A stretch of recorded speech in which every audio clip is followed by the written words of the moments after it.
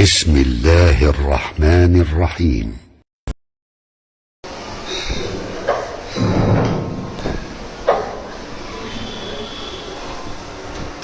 آیت نمبر 160 اور 161 سورہ نساء.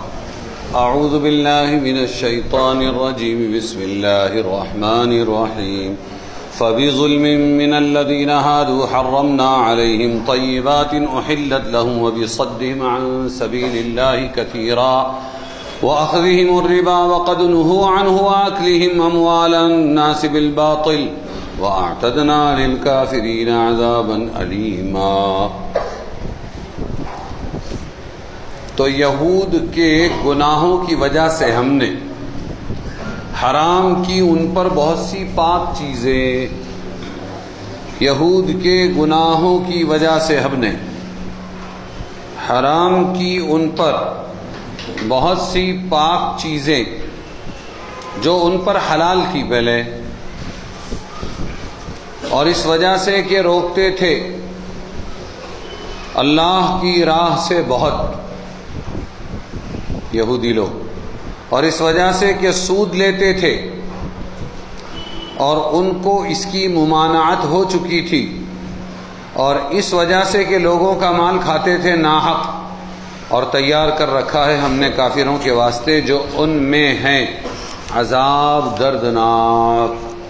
گزشتہ آیات میں یہود کی شرارتوں کا اور ان شرارتوں کی وجہ سے ان کی سزا کا ذکر تھا.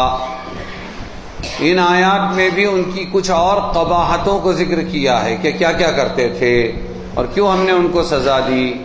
سزا کی ایک اور نوعیت کا بھی ذکر ہے، وہ یہ کہ قیامت میں تو انہیں عذاب ہوگا ہی، اس دنیا میں بھی ان کی گمراہی کا یہ نتیجہ کہ بہت سی پاکیزہ چیزیں جو پہلے حلال تھی ان کے گناہوں کی وجہ سے اللہ نے ان پر حرام کر دی.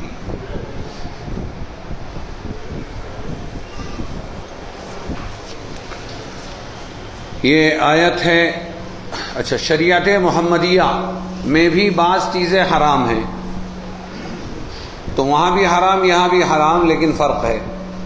وہ کسی جسمانی یا روحانی ضرر کی وجہ سے حرام کی گئی ہے. خنزیر کا گوشت حرام، شراب حرام. کوئی ہے اس کو درست کرنے والا؟ بھونگ کر رہا ہے کوئی اس کا جانکار؟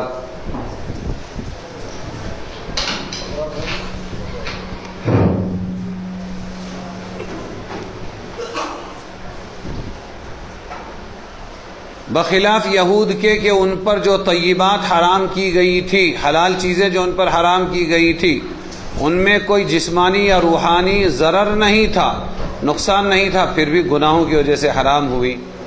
اور ہمارے اوپر جو کچھ چیزیں حرام کی گئی وہ ہم کو نقصان دینے والی ہے، بلکہ ان کی نافرمانیوں کی سزا کے طور پر حرام کر دی گئی. یہ سورہ نساء کی آیت نمبر 162 ہے. لَكِنِ الرَّاسِخُونَ فِي الْعِلْمِ مِنْهُمْ وَالْمُؤْمِنُونَ يُؤْمِنُونَ بِمَا أُنزِلَ إِلَيْكَ وَمَا أُنزِلَ مِنْ قَبْلِكَ وَالْمُقِيمِينَ الصَّلَاةَ وَالْمُؤْتُونَ الزَّكَاةَ وَالْمُؤْمِنُونَ بِاللَّهِ وَالْيَوْمِ الْآخِرِ أُولَئِكَ سَنُؤْتِيهِمْ أَجْرًا عَظِيمًا. لیکن جو پختہ ہیں علم میں یہودیوں میں سے، لیکن جو پکے ہیں علم میں ان میں اور ایمان والے تو مانتے ہیں جو نازل ہوا ہے اے محمد صلی اللہ علیہ وسلم آپ پر، اور جو نازل ہوا آپ سے پہلے اور آخری ہے. نماز پر قائم رہنے والوں کو یعنی شاباشی ہے، اور جو زکوٰۃ دینے والے ہیں ان کو، اور یقین رکھنے والے ہیں ان کو، اللہ پر اور قیامت کے دن پر یقین رکھنے والے ہیں، تو ایسوں کو ہم دیں گے بڑا ثواب. اوپر کی آیات میں ان یہودیوں کا ذکر تھا جو اپنے کفر پر قائم تھے، اور مذکورہ بالا منکرات یعنی غلط چیزوں میں مبتلا تھے. آگے ان حضرات کا بیان ہے جو اہل کتاب تھے اور حضرت صلی اللہ علیہ وسلم کی بعثت ہوئی، اور وہ صفات جو ان کی کتاب میں نبی صلی اللہ علیہ وسلم کے بارے میں تھی، موجود تھی، آپ میں پوری دیکھی تو ایمان لے آئے. کچھ ایسے لوگ بھی تھے یہودی مسلمان بن گئے. عبداللہ ابن سلام، اسید، ثعلبہ، یہ تمام صحابہ جو ہے یہ یہودی تھے اور مسلمان بنے. تو ان کی تعریف اور توصیف میں یہ آیت نازل ہوئی کہ یہودی بہت برے ہیں، ان کی سزا بہت بری ہے، لیکن الراسخون فی العلم منہم، لیکن جو علم میں پکے ہیں ان میں سے اور ایمان والے ہیں تو وہ مانتے ہیں اس کتاب کو بھی جو آپ پر نازل ہوئی اور جو آپ سے پہلے نازل ہوئی، ان کی تعریف کی گئی ہے۔ اور آدمی کو ایسا ہی ہونا چاہیے کہ جب کسی کے پیچھے لگے اور برائی کرے تو ایسے کہ خوبیاں بھی ڈھک جائے، یہ نہ ہو، اور اگر کسی کی برائی، کسی کی تعریف کرے تو تعریف کرتے کرتے اس کی برائی کو بھی چھپا دے، یہ نہیں، جہاں صحیح ہے وہاں صحیح کہیں، جہاں غلط ہے وہاں پر غلط کہے۔ آیت میں جن حضرات کے اجر کامل کا وعدہ ہے ان کے ایمان اعمال صالحہ کے ساتھ متصف ہونے کی وجہ سے ہے کہ وہ اچھے عمل والے ہیں، نماز قائم کرنے والے۔ جہاں تک نفس نجات کا تعلق ہے وہ عقائد ضروریہ کی تصحیح پر موقوف ہے، بشرطے کہ خاتمہ بالایمان کی سعادت نصیب ہو۔ اب اگلی آیت ہے 163 سے لے کر 169 تک۔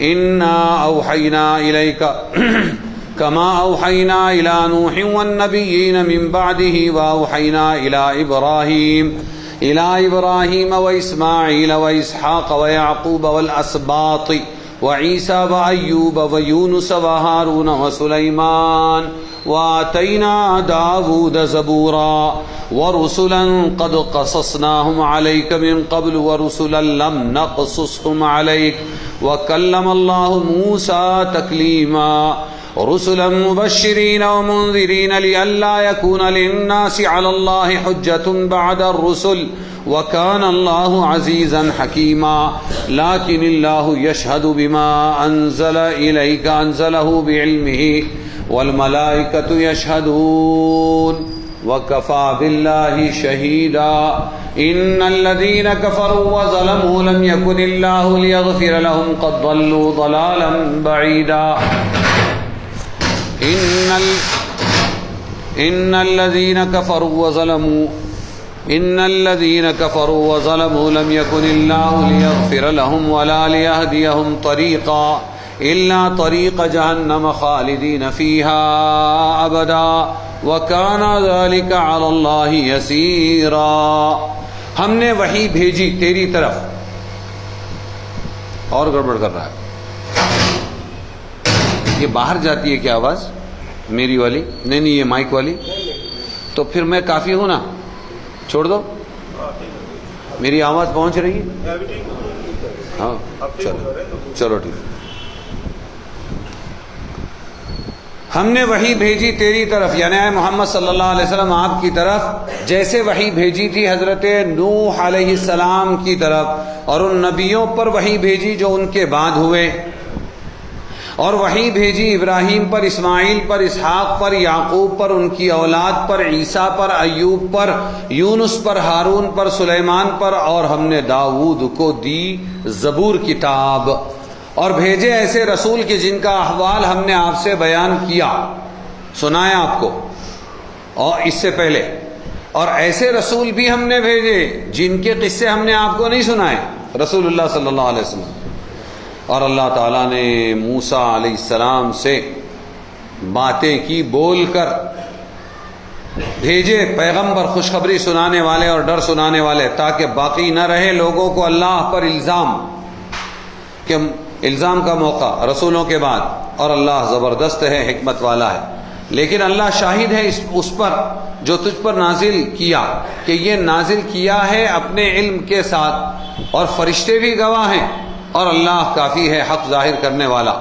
بے شک جو لوگ کافر ہوئے اور روکا اللہ کے راستے سے، وہ بہک کر دور جا پڑے۔ جو لوگ کافر ہوئے اور حق دبا رکھا، ہرگز اللہ بخشنے والا نہیں ان کو، اور نہ دکھلائے گا ان کو سیدھی راہ مگر راستہ جہنم کا، وہ رہیں گے جہنم میں ہمیشہ ہمیشہ، اور یہ اللہ پر آسان ہے۔ یسألک اہل الکتاب، یہودیوں نے سوال کیا تھا کہ جیسے ہم پر تورات اتری تھی، زبور موسیٰ، تورات، جیسے ہمارے نبی پر تورات ایک ساتھ پوری کتاب اللہ نے دے دی تھی، ایسے ہی آپ ایک کتاب آسمان سے لے کر آئے، یہ تھوڑی تھوڑی کیا سناتے رہتے؟ 23 سال میں قرآن نازل ہوا ہے، اس لیے آپ ایک کتاب لے آؤ تو ہم ایمان لے آئیں گے۔ تو ان کا جو احمقانہ بیوقوفانہ سوال تھا اس کو بیان کر کے اس کا الزامی جواب بھی دیا گیا. یہاں دوسرے عنوان سے اس کو باطل قرار دیا جا رہا ہے کہ تم رسول اللہ صلی اللہ علیہ وسلم پر ایمان لانے کے لیے جو شرط لگاتے ہو کہ آسمان سے لکھی ہوئی کوئی کتاب لے کر آئے, تو ایک بات بتاؤ. یہ لائن بتائی پوری, ہم نے وحی بھیجی آپ پر محمد صلی اللہ علیہ وسلم, جیسے نوح پر ان کے بعد والے نبیوں پر ہم نے وحی بھیجی, ابراہیم, اسماعیل, اسحاق, یعقوب, ان کی اولاد, یونس, عیسیٰ, ایوب, یونس, ہارون, سلیمان, ان سب پر ہم نے وحی بھیجی تھی. تو یہ بتلاؤ اے یہودیو جو محمد صلی اللہ علیہ وسلم سے تم کتاب مانگ رہے ہو کہ یہ جو شرط لگاتے ہو, تو یہ جو جلیل القدر انبیاء جن کا ذکر ابھی اس آیت میں گزرا, ان کو بھی مانتے ہو کہ نہیں مانتے ہو؟ اور ان کے حق میں تم اس طرح کے مطالبات نہیں کرتے کہ ہر ایک کو بولو کہ کتاب لے کر آوے.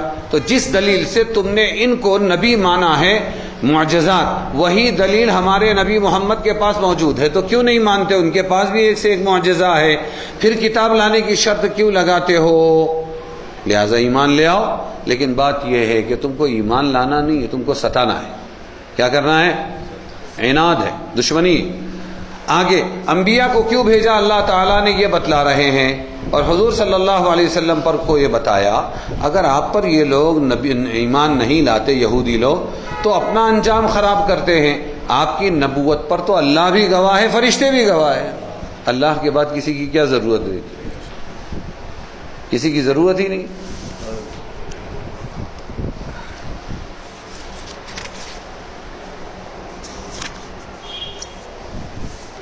انا اوحینا الیکا, آیت یہاں سے شروع ہوئی کہ ہم نے آپ کے پاس ویسے وحی بھیجی جیسے نوح اور نوح کے بعد نبیوں کے پاس ہم نے وحی بھیجی. کیا بتلانا چاہتے ہیں اس آیت سے؟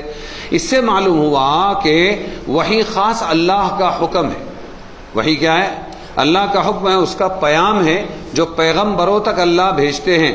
اور انبیاء سابقین پر جیسے وحی نازل ہوتی تھی ویسے ہی وحی حضرت محمد مصطفیٰ صلی اللہ علیہ وسلم پر اللہ نے بھیجی. تو جس نے اس کو مانا اس کو بھی ضرور ماننا. جس نے وہ نبیوں والی وحی کو مانا, یہ یہودی لوگ تھے, ان کو مانتے تھے, تو پھر محمد صلی اللہ علیہ وسلم کی وحی کو بھی مانو, قرآن کو مانو. اور جس نے محمد صلی اللہ علیہ وسلم کی وحی کا انکار کیا کہ نہیں ہم نہیں مانتے, تو گویا انہوں نے وہ تمام نبیوں کی وحی کا انکار کیا. یہ موازنہ ہے, یہ کمپیریزن ہے یہاں پر.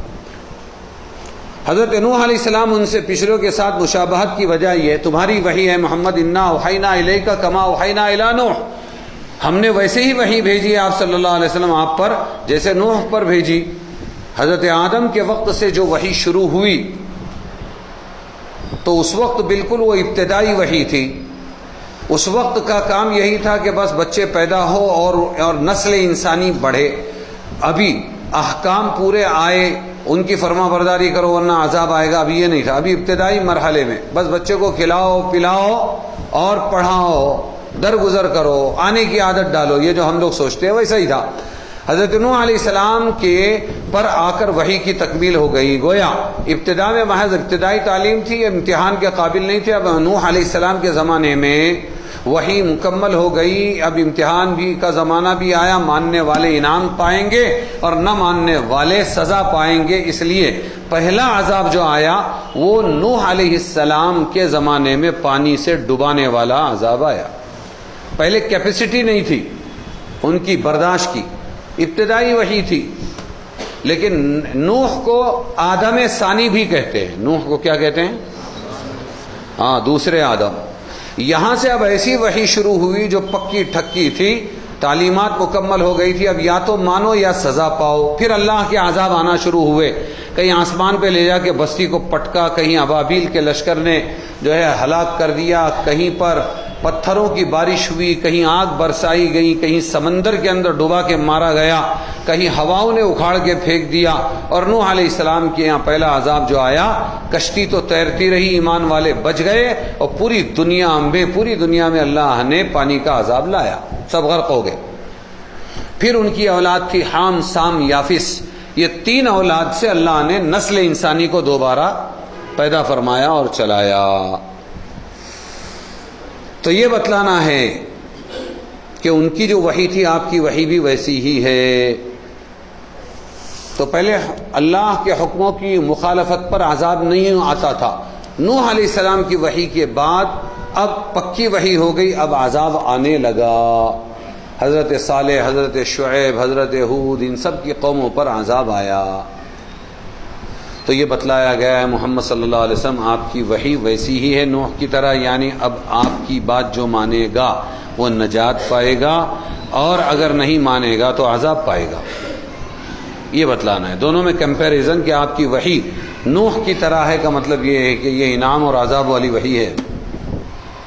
حضرت نوح علیہ السلام کی ذات خود ایک معجزہ تھی. 1000 سال عمر پائی حضرت نوح نے، اور پھر 950 سال تک دعوت کا کام کیا. اور کمال یہ 1000 سال میں ان کا ایک بال بھی سفید نہیں ہوا،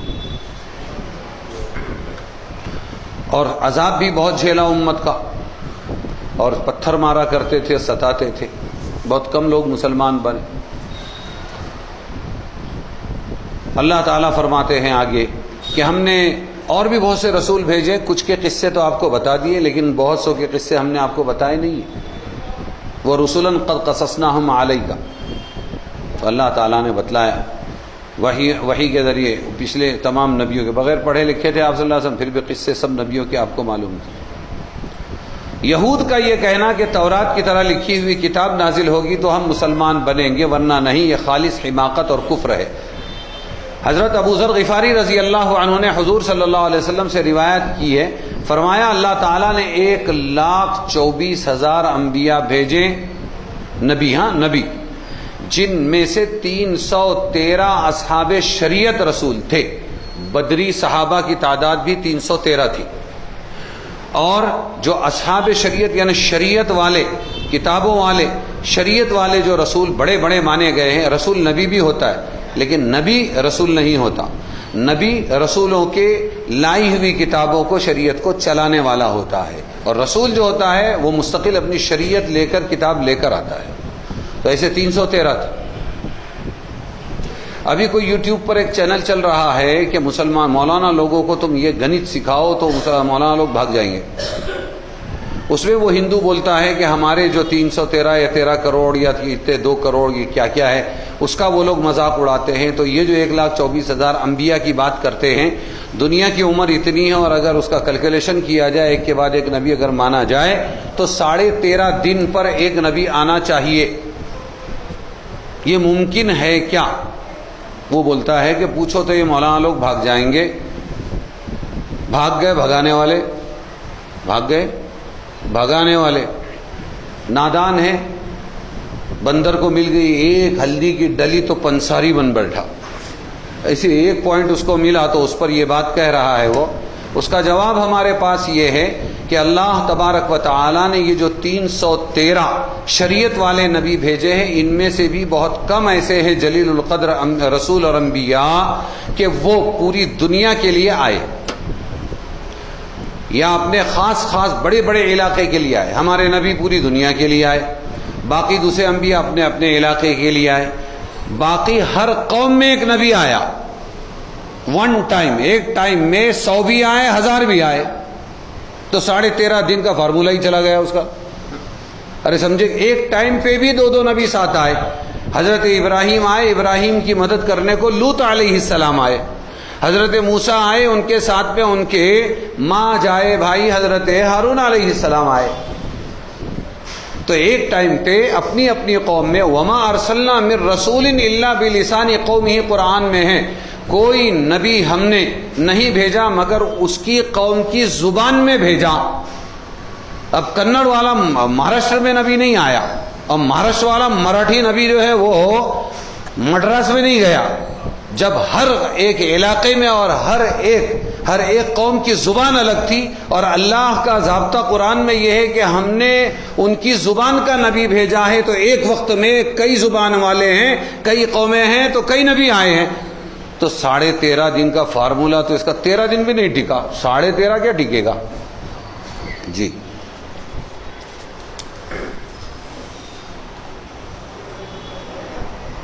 ہاں، تو یہ 313 جو ہے اصحاب شریعت رسول تھے، باقی انبیاء تھے.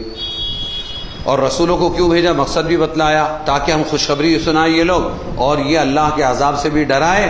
کل بولنے والا یوں نہ کہے کہ اللہ تو ظالم ہے، تو نے ہم کو پہلے بتایا ہوتا تو ہم لوگ سنبھل گئے ہوتے۔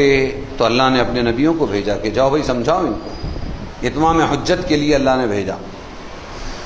ابن عباس رضی اللہ عنہما کی روایت ہے کہ یہودیوں کی ایک جماعت آپ صلی اللہ علیہ وسلم کے پاس آئی، آپ نے ان سے فرمایا اللہ کی قسم تم یقیناً جانتے ہو یہودی ہو، تمہارے یہاں لکھا ہوا ہے کہ میں اللہ کا نبی ہوں۔ انہوں نے کہا نہیں، آپ اللہ کے نبی نہیں ہیں۔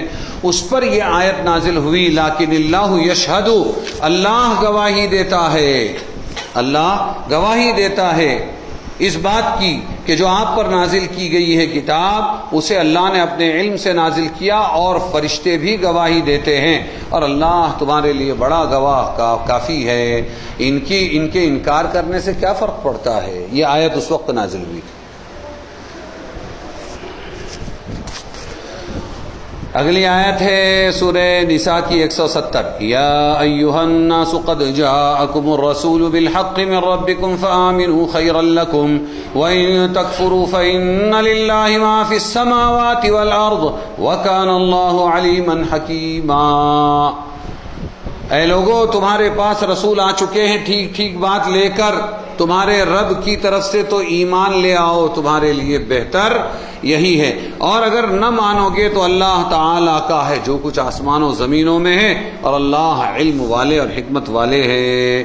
یہودیوں کے اعتراضات کا جواب اور نبوت محمدیہ کہ اس بات کے بعد اب تمام جہان کے انسانوں کو خطاب فرماتے ہیں اللہ تعالیٰ کہ تمہاری نجات اسی میں ہے کہ محمد مصطفیٰ صلی اللہ علیہ وسلم جو کتاب لائے ہیں ان پر ایمان لے آؤ۔ اس آیت میں یہ بتلایا گیا۔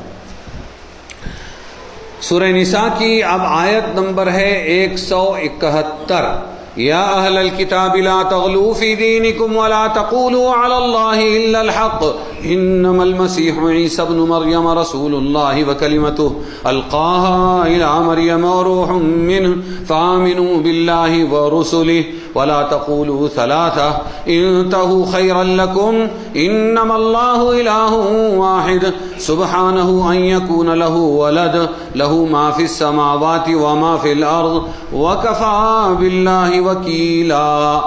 اے کتاب والو یعنی یہود و نصارہ، اے کتاب والو مت مبالغہ کرو اپنے دین کی بات میں، اور مت کہو اللہ تعالیٰ کی شان میں مگر سچی بات۔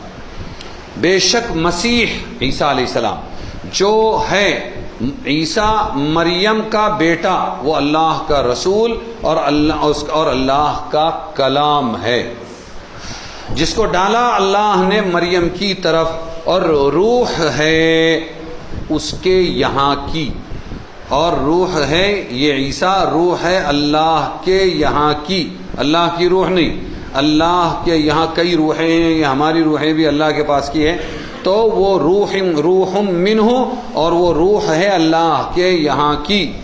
تو مانو اللہ کو اور اس کے رسولوں کو، اور نہ کہو خدا تین ہے، اور نہ کہو خدا اللہ تین ہے، اس بات کو چھوڑ دو، بہتر ہوگا تمہارے واسطے۔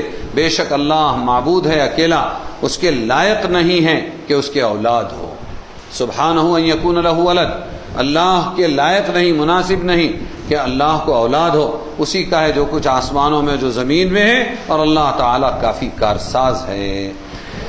پہلے کی آیتوں میں یہود کو خطاب تھا اور ان کی گمراہیاں بیان ہوئی تھی، یہاں عیسائیوں کو خطاب ہے اور ان کی گمراہیاں بیان کی ہے، ان کی بد اعتقادی اور خدا اور حضرت عیسیٰ علیہ السلام کے متعلق ان کے باطل خیالات کی تردید کی گئی ہے۔ تو اس میں کیا ہے کہ کتاب والو تم اپنے دین میں غلو مت کرو، زیادتی کرنا، اور تم اللہ کے بارے میں سچ بات کہو۔ اور عیسیٰ کون ہے؟ وہ عیسیٰ جو مریم کے بیٹے ہیں، وہ اللہ کے رسول ہے اور اللہ کا کلمہ ہے، اللہ نے ڈالا مریم کی طرف یہ عیسیٰ کلمے کو، اور روح منہ اللہ کے یہاں کی وہ روح ہے۔ تو ایمان لاؤ اللہ رسول پر، اور تین خدا ہے یہ مت کہو، انتہوا خیر لکم، رک جاؤ، باز آؤ، تمہارے لیے بہتر ہے، اللہ تو ایک ہی ہے اور اللہ کی کوئی اولاد بھی نہیں، تم بیٹے کو عیسیٰ کو بیٹا کہتے ہو اللہ کا، اللہ کی کوئی اولاد بھی نہیں۔ اس لفظ میں بتلایا گیا حضرت عیسیٰ اللہ کا کلمہ ہے۔ کیا ہے؟ وہ کلمتہ، کلمہ۔ اب کلمے کی تفسیر بہت زیادہ ہے، اس میں ایک سب سے اچھی ہے، وہی بتا دیتا ہوں۔ امام غزالی رحمۃ اللہ علیہ نے فرمایا کسی بچے کی پیدائش کا فلسفہ یہ ہے، میتھڈ یہ ہے کسی بچے کی پیدائش کا کہ دو عامل کار فرما ہوتے ہیں، ایک نطفہ ایک کلمہ۔ باپ کا نطفہ چلتا ہے، ماں کی بچے دانی میں اس کے انڈے سے ملتا ہے، اس کو کہتے ہیں نطفہ۔ تو ایک ہے پہلے نطفہ، لیکن ابھی بھی پیدا ہوگا کوئی ضروری نہیں، ہزاروں لاکھوں نطفے ضائع اور دھوئے جاتے ہیں، ابھی بھی کوئی گارنٹی نہیں۔ اب ضرورت ہے دوسرے عامل کی، وہ ہے کلمۃ اللہ، اللہ کا کلمہ۔ اور وہ کیا ہے اللہ کا کلمہ؟ کن، ہو جا، فیکون، ہو جاتا ہے، کن ہو جا، فیکون ہو جاتا ہے۔ پھر نطفے کی بھی ضرورت نہیں رہتی، جیسے آدم کو پیدا کیا تھا، نہ ماں کی بچے دانی تھی اور نہ باپ کا نطفہ تھا، کچھ بھی نہیں، مٹی سے پیدا کیا اللہ تعالیٰ نے۔ وہ پہلا ایسا پیدا کر کے اسی لیے بتا دیا کہ اللہ جو چاہے کر سکتے، اس کا کلمہ اصل ہے، نطفہ اصل نہیں۔ پھر آدم سے حوا کو پیدا کیا بغیر بچے دانی کے، آدم سے پہلی عورت کو پیدا کیا، ہاں پیدا کر کے بتا دیا کہ ماں کی بھی ضرورت نہیں پیدا ہونے میں، وہاں ماں باپ نہیں آدم کو، یہاں ماں نہیں حوا کو، آدم سے پیدا کیا، مرد سے پیدا کر کے پسلی سے بتلا دیا۔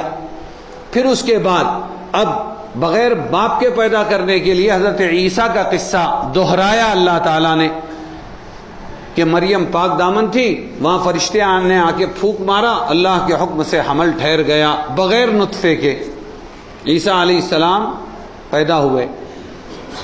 تو کبھی بھی پہلی چیز ہے دنیا کی پیدائش میں، تجربہ یہ بتاتا ہے کہ باپ کا نطفہ یہ پہلا عامل ہے، اور اس کے بعد اللہ کا کلمہ دوسرا عامل ہے، اور وہ کلمہ کیا ہے؟ اللہ کا کن، ہو جا۔ اچھا میں تو بول رہا ہوں، اللہ کو بولنے کی بھی ضرورت نہیں، ارادہ ہے خالی اللہ کا، کیا ہے؟ فیکون، وہ ہو جاتا ہے۔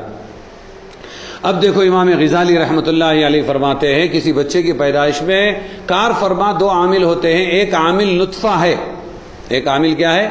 نطفہ ہے، اور دوسرا اللہ تعالیٰ کا کلمہ ہے، کن، یہ فرمانا ہے، جس کے بعد وہ بچہ وجود میں آ جاتا ہے۔ بچہ کیا ہوتا ہے؟ وجود میں آ جاتا ہے۔ حضرت عیسیٰ علیہ السلام کے بارے میں چونکہ پہلا عالم نہیں ہے، پہلا عامل نہیں ہے، نطفہ ہے، باپ ہی نہیں نا، تو پہلا عامل نہیں ہے، جس کا پہلا عامل نہیں، اس لیے دوسرے عامل کی طرف نسبت کر کے آپ کو یعنی حضرت عیسیٰ کو کلمۃ اللہ کہا گیا۔ کیا کہا گیا؟ اللہ کا کلمہ۔ چونکہ پہلا عامل نطفہ ہے ہی نہیں، تو پھر کیسے پیدا ہوئے؟ کلمۃ اللہ، اللہ کے کلمے سے پیدا ہوئے، کن سے پیدا ہوئے ہیں، اس لیے حضرت عیسیٰ کو کلمۃ اللہ کہا جاتا ہے، اللہ کا کلمہ۔ ایک بات سمجھ میں آئی، جس کا مطلب یہ ہوا کہ آپ مادی اسباب کے واسطے کے بغیر صرف کلمہ کن سے پیدا ہوئے۔ اس صورت میں القاہا، جو ڈالا اللہ نے، الی مریم، مریم کی طرف، اس کا مطلب ہوگا اللہ نے یہ کلمہ حضرت مریم تک پہنچا دیا۔ القاہا کا مطلب ہے پہنچا دیا، جس کے نتیجے میں حضرت عیسیٰ کی پیدائش عمل میں آ گئی۔ یہ ایک بات ہو گئی، بس اور زیادہ تشریح کی کوئی ضرورت نہیں ہے۔ اب ہے ایک لفظ آگے، کلمتہ، اللہ کا کلمہ ہے، عیسیٰ رسول ہے اور کلمہ، القاہا الی مریم، اور کیا ہے؟ وہ روح منہ، اللہ کے یہاں کی روح ہے، اللہ کی روح ہے۔ جب یہ کہیں گے تو ون پارٹ آف دا اللہ ہو جائے گا، سمجھ میں آیا؟ روح میرے جسم کا، مفتی شاکر کے پورے وجود کا ایک پارٹ ہے، ایک جز ہے۔ تو اگر آپ عیسیٰ کو اللہ کی روح کہیں گے، روح منہ کا ترجمہ روح کہیں گے، تو ون پارٹ آف اللہ ہو گیا۔ تو جو جز اللہ ہے، کل اللہ ہے، وہ جز بھی اللہ ہی ہوا نا۔ ایسا ہو جائے گا. اس لیے ترجمہ یہ ہے اللہ کے پاس بے شمار روحیں ہیں, ان روحوں میں سے وروح منہ عیسیٰ بھی ایک روح ہے. اب جناب یہ بات تو آ گئی سمجھ میں ہمارے, لیکن جس کو کاڑی کرنا ہے اس کو تو سمجھ میں نہیں آتی. تو آیا پادری, کس کے زمانے میں؟ ہارون رشید کے دربار میں آیا ایک عیسائی طبیب, علاج بھی کریں گے لیکن ساتھ میں مشن بھی چلائیں گے. ان کے یہاں مشن اصل ہوتا ہے, کہیں اوپن ہوتا ہے مشن ہاسپٹل آف میرج, اور کہیں ایسا ہوتا ہے کہ چھپا ہوا ہوتا ہے جیسے مدر ٹریسا.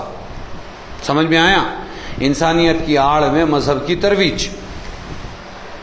تو ہارون رشید کے یہاں جب وہ آیا تو آنے کے بعد اس نے حضرت علی ابن حسین واقدی, یہ بہت بڑے عالم تھے, ان سے مناظرہ کیا. اس نے کہا حضرت عیسیٰ اللہ کا جز ہے, اس کی دلیل تمہارے قرآن میں موجود ہے. بولے کیا ہے؟ بولے وروح منہ, عیسیٰ اللہ کی روح ہے.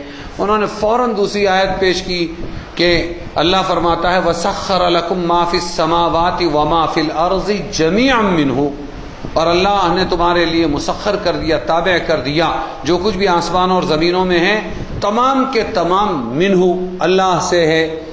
تو من سے اگر اللہ کا پارٹ اور جز ہونا سمجھ میں آتا ہے تو جو کچھ آسمان و زمینوں میں سب اللہ کا جز ہے, خالی عیسیٰ کیوں اللہ کا جز بنیں گے؟ تو بیچارہ لاجواب ہوا اور مسلمان ہو گیا. آگے اللہ تعالیٰ ایک بات اور کہتے ہیں, تین خدا ہے یہ مت کہو, تین اللہ ہے یہ مت کہو, ولا تقولوا ثلاثہ. نزول قرآن کے وقت میں جب قرآن نازل ہو رہا تھا, یہ عیسائیوں کے تین بڑے بڑے فرقے تھے اور الگ الگ اصول تھے ان کے. ایک فرقہ کہتا تھا مسیح خدا ہے, مسیح کیا ہے؟ عین خدا ہے, اللہ ہی ہے وہ. دوسرا کہتا تھا, یعنی وہی اللہ ہی ہے کا مطلب کہ اللہ ہی مسیح کی شکل میں, روپ میں, دنیا میں آئے ہیں, یہ اللہ ہی ہے. اللہ خود اتر آیا. کیسے؟ کہ عیسیٰ علیہ السلام کا روپ دھارن کر کے. یہ ایک یاد رکھنا, میں آگے یاد دلاؤں گا اس کو. دوسرے فرقہ یہ کہتا تھا کہ مسیح ابن اللہ ہے, جس کو قرآن میں کہا, یہودیوں نے کہا عزیر ابن اللہ, عزیر اللہ کے بیٹے ہیں. تو ادھر جو ہے وقالت النصارى, اور عیسائیوں نے کہا مسیح ابن اللہ, مسیح اللہ کے بیٹے ہیں, یہ انہوں نے کہا. تیسرا فرقہ جو یہ دعویٰ کرتا تھا کہ وحدت, ایک اکیلا اللہ ہونا, اس کا ایک راز ہے, اور راز تین میں چھپا ہوا ہے. اور وہ تین کون ہیں؟ باپ بیٹا مریم, باپ بیٹا مریم, یہ تینوں مل کر وحدت ہے, یعنی تینوں اللہ ہے. سیدھی سی بات ہے.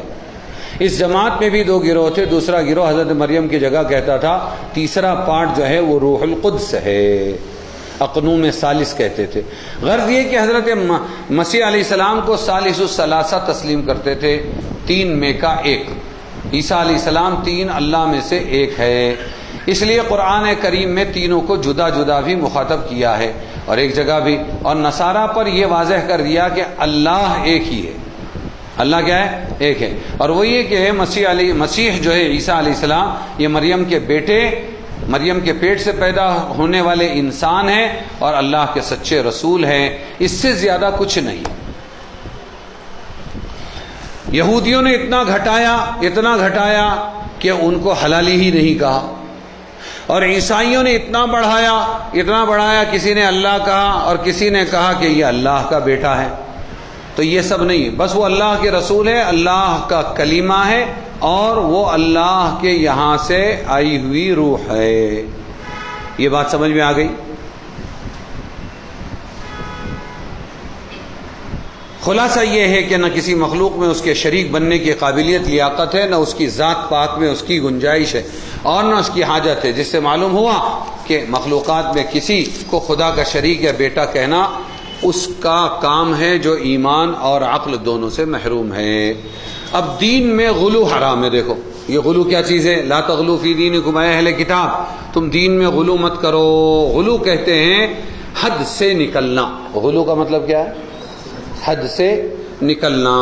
اور امام جساس نے فرمایا الغلو فی الدین هو مجاوزۃ حد الحق فیہ، یعنی دین کے بارے میں غلو یہ ہے کہ دین میں جس چیز کی جو حد مقرر کی گئی ہے اس سے آگے نکل جائے. اہل کتاب یعنی یہود و نصارہ دونوں نے اس میں غلو کیا ہے. کیا کیا کہ عیسیٰ علیہ السلام کی محبت میں عیسائیوں نے اللہ اور اللہ کا بیٹا بنا دیا، حالانکہ وہ تو اللہ کے رسول ہیں، بندے ہیں. اور یہاں یہودیوں نے دشمنی میں کہ ہمارے نبی کے بعد یہ کائے کو آئے، اس واسطے انہوں نے دیکھا کہ باپ نہیں ہے تو ولد الزنا بنا دیا، نعوذ باللہ. حضرت مریم پر زنا کی تہمت لگا دی، وہ بھی حد سے نکل گئے. تو غلو نہیں ہونا چاہیے. اسی لیے اللہ کے نبی صلی اللہ علیہ وسلم نے فرمایا تھا پہلے ہی، کیا میری مدح و ثنا میں ایسا مبالغہ نہ کرو، حد سے مت بڑھو. میری تعریف میں، محمد کی تعریف میں جیسا عیسائیوں نے عیسیٰ ابن مریم کے معاملے میں کیا ہے کہ اللہ یا بیٹا بنا دیا، خوب سمجھ لو کہ میں اللہ کا بندہ ہوں، اس لیے تم مجھے اللہ کا بندہ اور رسول کہا کرو. کیا فرمایا؟ ارے بولو نا. خلاصہ یہ کہ میں اللہ کا بندہ اور بشر ہونے میں سب کے ساتھ شریک ہوں. قائم ہے بشر ہونے میں، میں بشر ہوں. یہ فارسی والا بشر نہیں ہے، ساتھ شر کے ساتھ، یہ فارسی والا بشر نہیں ہے، یہ عربی والا بشر ہے. آدم کی اولاد کو بشر کہتے. قل فرما دیجئے انما، بے شک میں بشر مثلکم، میں بشر ہوں تمہاری طرح. میں کیا ہوں؟ میں بشر ہوں تمہاری طرح. کہلوایا ہے اللہ سے، اللہ کے رسول سے اللہ نے. میرا سب سے بڑا درجہ یہ ہے کہ میں اللہ تعالیٰ کا رسول ہوں. اس سے آگے بڑھانا کہ اللہ کی صفات میں مجھے شریک قرار دو، یہ غلو ہے. تم عیسائیوں کی طرح کہیں اس غلو میں مبتلا نہ ہو جاؤ. اور یہود و نصارہ کا یہ غلو فی الدین صرف انبیاء ہی کی حد تک نہیں رہا، بلکہ انہوں نے جب یہ عادت ہی بنا ڈالی تو پھر ان کے جو ماننے والے صحابہ تابعین جیسے تھے ان میں بھی غلو اختیار کر گئے، ان کو بھی اپنے درجوں سے بڑا بنا دیا. اور یہ ہے کہ وراثتاً عالم یا شیخ یا پیر سمجھے جاتے ہیں، یہ سب کو انہوں نے آگے بڑھایا. نتیجہ یہ ہوا بعد میں ان کی قیادت ایسے لوگوں کے ہاتھ میں آ گئی، خود بھی گمراہ ہوئے اور دوسروں کو بھی گمراہی میں انہوں نے ڈال دیا اور دین برباد ہو گیا. چنانچہ قرآن نے کہا اتخذوا احبارہم ورہبانہم اربابا من دون اللہ. کیا ان لوگوں نے اپنے مذہبی پیشواؤں کو معبود کا درجہ دے دیا؟ اس طرح رسول کو تو خدا بنایا ہی تھا. اتباع رسول کے نام پر پچھلے مذہبی پیشواؤں کی بھی پوجا شروع کر دی. کیا کر دی؟ ارے بولو نا. اس سے معلوم ہوا کہ غلو فی الدین وہ تباہ کن چیز ہے جس نے پچھلی امتوں کے دین کو دین ہی کے نام پر برباد کر دیا. اس لیے ہمارے آقا نے فرمایا مجھے رسالت سے آگے مت بڑھانا، میرے قبر کی پوجا مت کرنا، میرے قبر کا طواف مت کرنا. جیسے عیسائیوں نے اپنے نبی کو محبت میں بڑھا کر گمراہ ہو گئے، تم مجھے اللہ کے درجے پر لے جا کر کبھی گمراہ مت ہونا. ایاکم الغلو فی الدین. فرمایا غلو فی الدین سے بچتے رہو، کیونکہ تم سے پہلی امت غلو فی الدین ہی کی وجہ سے ہلاک و برباد ہو گئی. اب آؤ، میں نے کہا تھا یاد رکھو کہ جب یہ قرآن ولا تقولوا ثلاثہ نازل ہوا تو عیسائیوں کے 3 فرقے تھے. ان میں سے پہلا فرقہ کیا کہتا تھا کہ مسیح یعنی عیسیٰ خود خدا ہے، عیسیٰ میں خدا ہے اور خدا ہی عیسیٰ کی شکل میں دنیا میں اتر آئے ہیں. اور آپ نے کیا فرمایا؟ میرے ساتھ ایسا مت کر. اب سنتے جاؤ تم کہ بیائی نہیں وہی کیا ان لوگوں نے. ڈھونڈا خدا کو ڈھونڈنے والوں نے ہر جگہ، ڈھونڈا خدا کو ڈھونڈنے والوں نے ہر جگہ، لیکن خدا ملا ہے محمد کے شہر میں، یعنی محمد ہی اللہ ہے. اور بغیر مدینہ کی مسجد کے ممبر کے اوپر، مدینہ کی مسجد کے ممبر کے اوپر بغیر عین کا ایک عرب ہم نے دیکھا. عرب، عین ہٹاؤ، بغیر عین کا ایک عرب ہم نے دیکھا. تو کیا دیکھا؟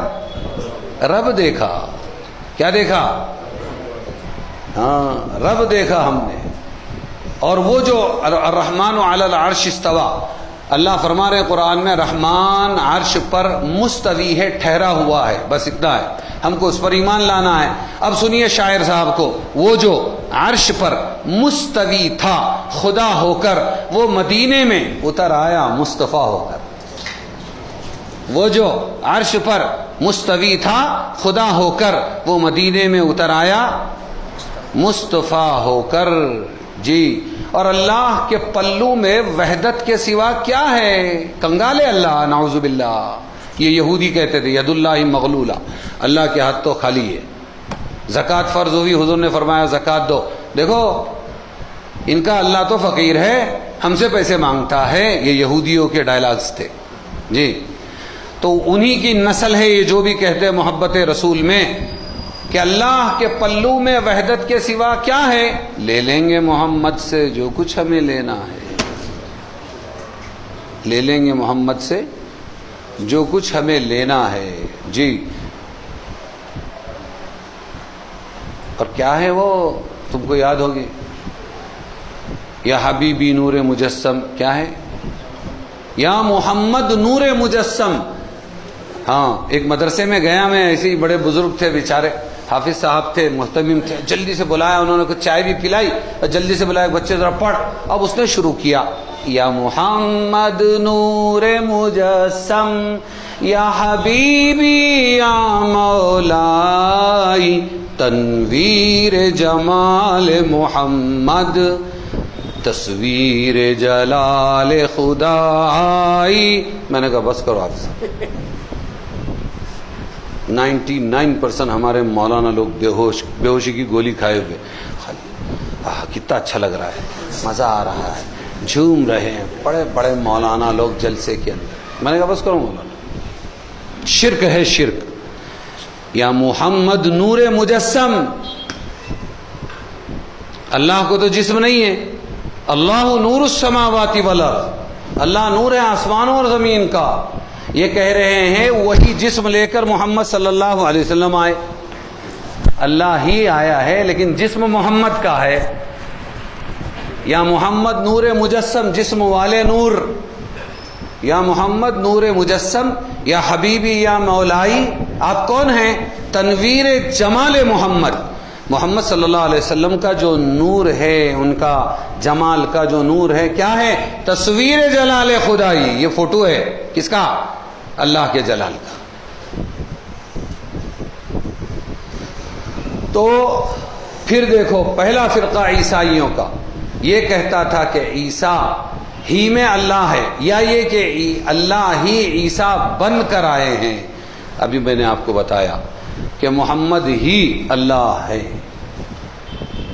بتاؤ زندگی نمازوں میں گئی، کلمے کے ساتھ گئی، زندگی جو ہے مسلمانوں کے ٹھپے کے ساتھ گئی، اللہ کے رسول کی محبت، اور اس کے اندر پھر وہ عیسائیوں والی گمراہی کہ اللہ بنا دیا محمد صلی اللہ علیہ وسلم. اور جھومتے ہیں صابری صاحب جب بولتے ہیں تو. ہاں ڈھونڈا خدا کو، ڈھونڈنے والوں نے ہر جگہ، لیکن خدا ملا ہے محمد کے شہر میں.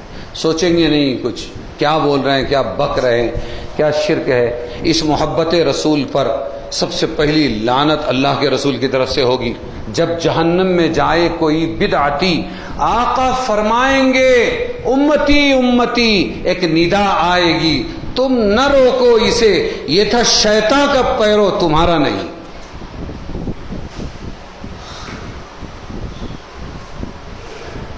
سنت اور بدعت کی حب دنیا کی حدود. چلو یہاں سے روک لیں، ختم کر دیتے اگلا مضمون انشاءاللہ. تو بہت ہی زیادہ سنبھلنے کی، ہوش میں رہنے کی ضرورت ہے.